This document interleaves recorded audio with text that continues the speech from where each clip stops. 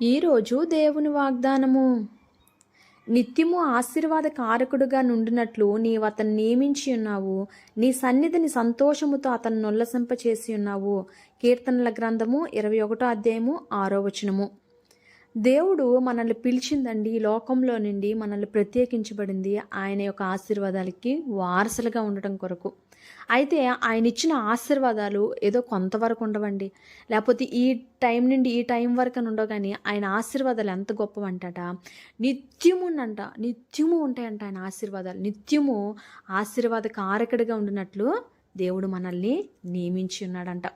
ఆయన ఆశీర్వాదాలు మన జీవితంలో ఎప్పుడైతే ఉంటుందో అప్పుడు మన జీవితంలోని సంతోషముని దేవుడు అనుగ్రహిస్తాడంటే.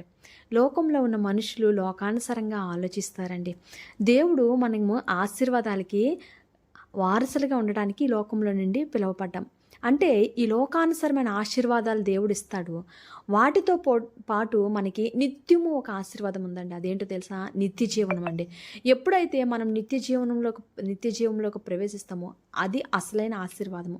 మనందరినీ కూడా ఆ నిత్య రాజ్యంలో దేవుడు ఉంచాలని ఆయన చిత్తమండి.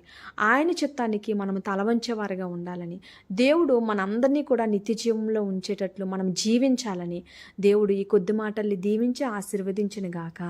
Amen, amen, amen.